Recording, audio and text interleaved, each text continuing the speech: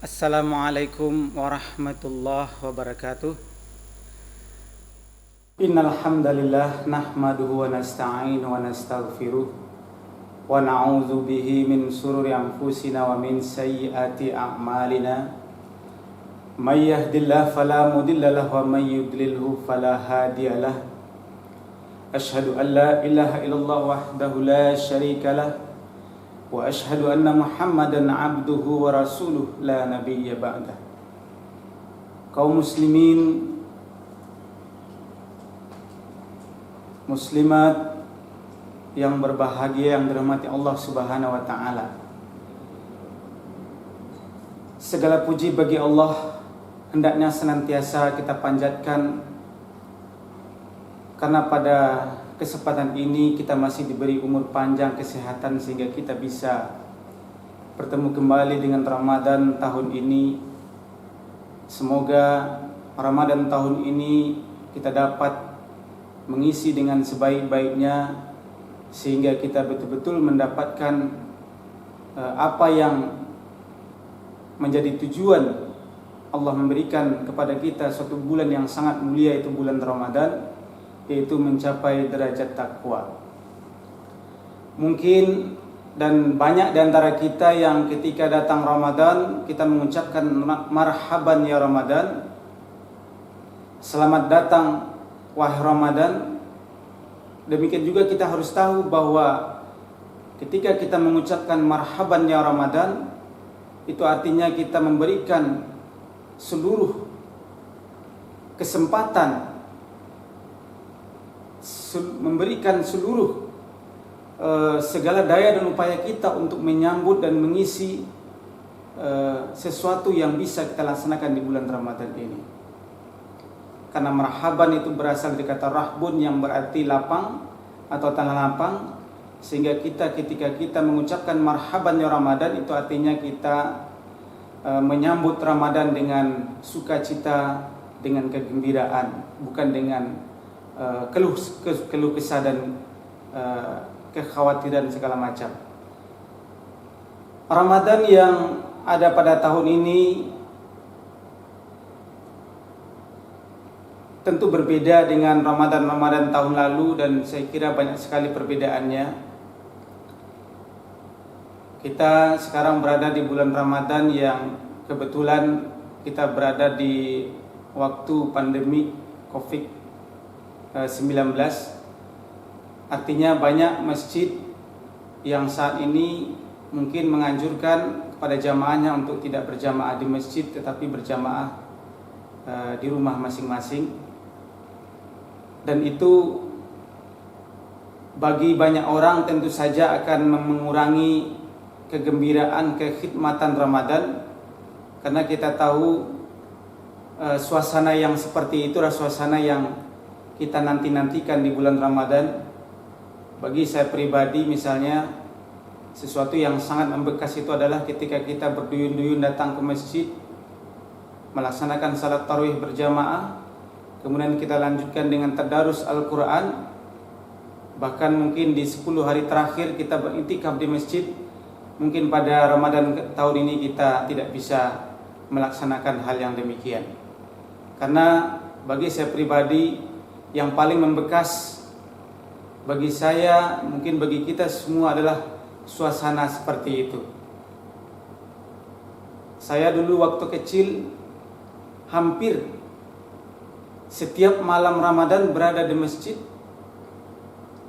tidur di masjid, dan waktunya sahur berkeliling membangunkan umat muslim untuk sahur.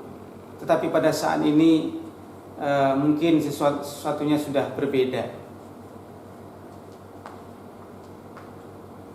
Para pendengar yang berbahagia dan dirahmati Allah Subhanahu wa taala, keadaan seperti itu tentu saja tidak kita inginkan, dan kita berharap ini segera berlalu.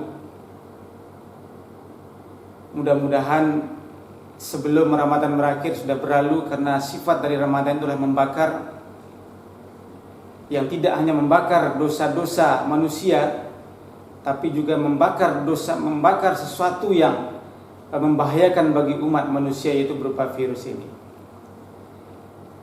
Ada beberapa hal yang mungkin dapat kita ambil pelajaran dari Ramadan ini. Kenapa Ramadan menjadi bulan yang istimewa? Karena Ramadan ini memberikan suatu hikmah yang luar biasa, yang mungkin yang relevan pada saat ini adalah hikmah bagaimana Ramadan ini yang mewajibkan kepada kita umat Islam untuk berpuasa sebagaimana disampaikan di dalam Al-Quran surah Al-Baqarah ayat 183. A'udzubillahi minasyaitonirrajim. Bismillahirrahmanirrahim. Ya ayyuhallazina amanu kutiba alaikumusiyam kama kutiba alal ladzina min qablikum la'allakum tattaqun. Wahai orang-orang yang beriman, diwajibkan atas kamu berpuasa sebagaimana diwajibkan atas umat sebelum kamu agar kamu bertakwa. Kewajiban puasa ini tidak hanya diwajibkan kepada kita sebagai umat muslim, umat Nabi Muhammad, tetapi juga diwajibkan kepada umat-umat sebelum kita. Itu artinya ibadah puasa ini memberikan manfaat bagi umat manusia, baik umat manusia pada saat ini maupun pada bangsa umat-umat sebelum kita. Ibadah puasa ini kalau kita lihat dari kacamata fikih, kita diwajibkan untuk menahan dari terbit fajar sampai terbenam matahari. Kemudian kita disunahkan untuk sahur, dan kita dianjurkan atau disunahkan untuk menahan tidak saja makan dan minum, tetapi juga menahan segala sesuatunya yang mungkin dapat membatalkan pahala puasa kita. Aturan-aturan itu semua tentu saja berdampak buat kita kaum muslim, yaitu dampaknya adalah bagaimana kita membangun suatu disiplin yang ketat ketika kita melakukan sesuatu amal atau perbuatan. Mungkin di antara kita dan kita baca bagaimana umat Islam Indonesia masih jauh dari kata yang disebut dengan disiplin tadi. Kita tidak berdisiplin di jalan raya. Kita tidak berdisiplin dalam menjaga lingkungan, menjaga kebersihan.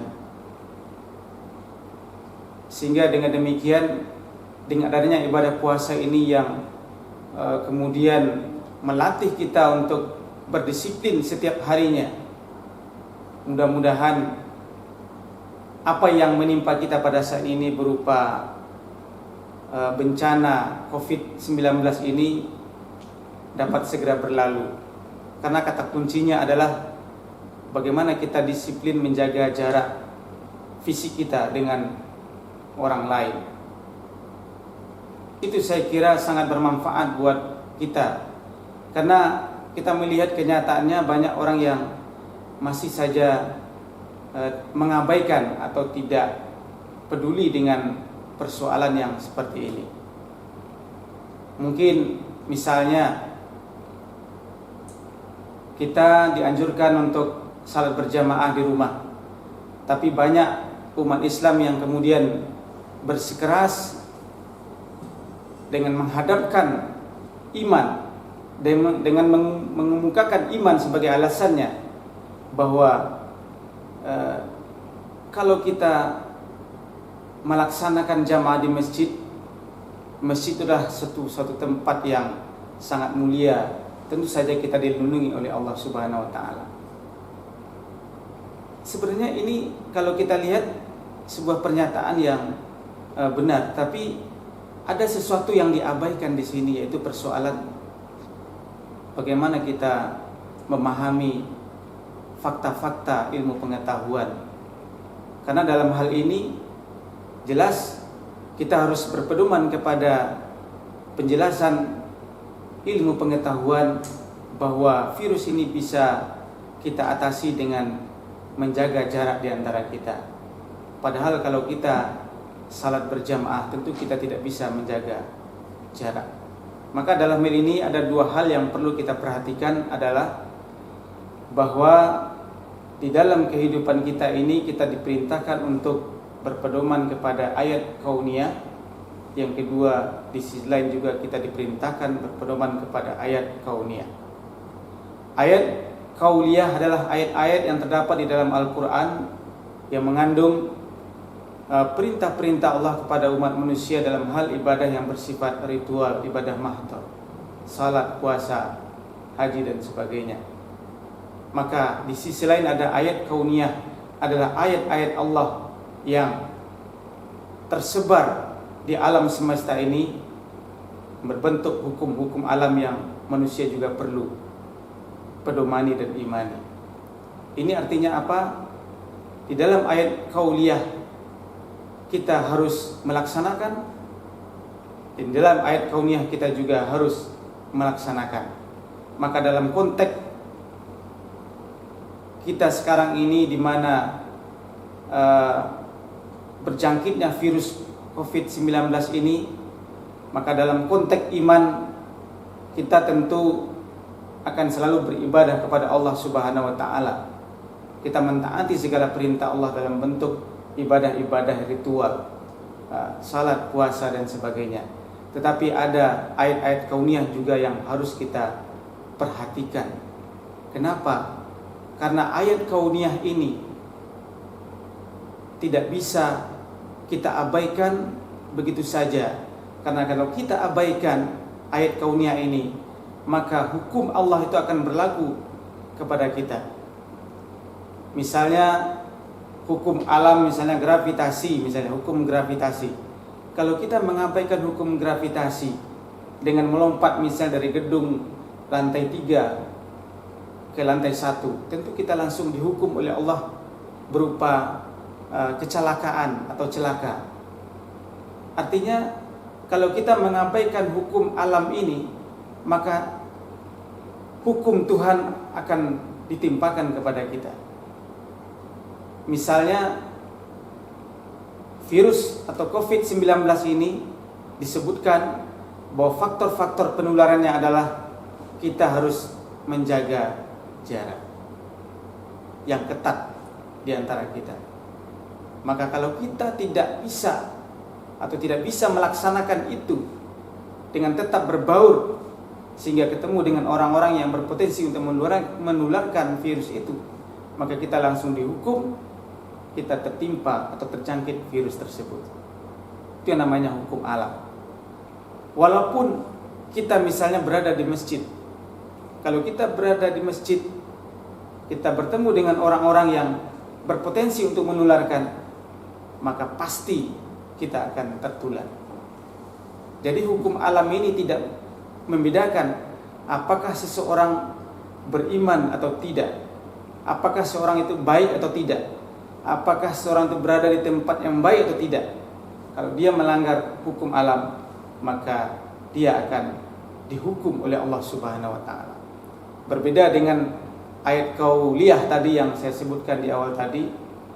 Kalau kita melanggar atau tidak iman kepada ayat kauliyah, misalnya kita melanggar perintah Allah untuk berpuasa dengan tidak berpuasa misalnya, maka Allah tidak akan menghukumnya secara langsung. Kalau Allah memerintahkan kita untuk sholat misalnya, lalu kita tidak sholat, maka Allah tidak menghukum kita karena kita tidak sholat. Tapi ingat, ketika kita melanggar hukum alam yang berupa hukum sebab akibat yang Allah tetapkan di alam raya ini, maka kita akan langsung dihukum oleh Allah saat itu juga. Maka dari itu umat Islam semuanya, marilah kita kembali menguatkan niat kita, aktivitas kita untuk menggali hukum-hukum alam ini, karena disitulah kelemahan umat Islam sampai saat ini. Kita lemah di dalam penguasaan hukum-hukum alam ini, sehingga kita mengakibatkan kita lemah di dalam penguasaan ilmu pengetahuan dan teknologi. Kita hanya kuat dalam membaca ayat-ayat kauliyah, tapi kita tidak kuat di dalam membaca ayat-ayat kauniyah. Saya kira demikian yang dapat saya sampaikan.